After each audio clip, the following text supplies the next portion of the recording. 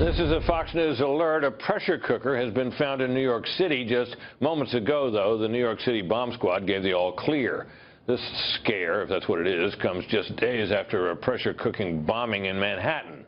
Fox News Chief Intelligence Correspondent Catherine Herridge has been busy with her sources. Catherine, what do you know? Well, the good news is that they've just given the all clear, but clearly the city is on a heightened state of alert. Just today, they issued a bulletin seeking information and the identification of these two men who were captured on surveillance video Saturday night in New York with the pressure cooker bomb that did not detonate. It was in a bag.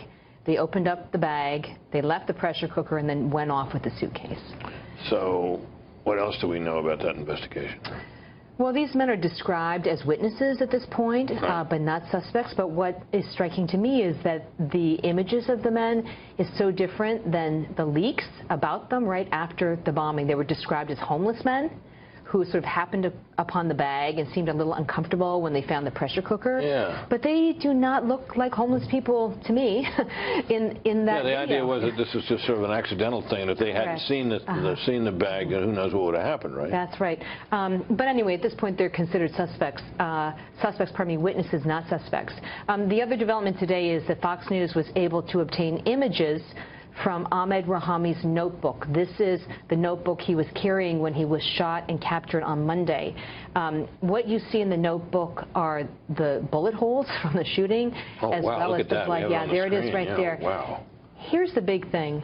There is a reference in the notebook to an ISIS leader, Adnani. He's a very big deal, and Rahami writes about how he was seeking justification for the killing of non-believers.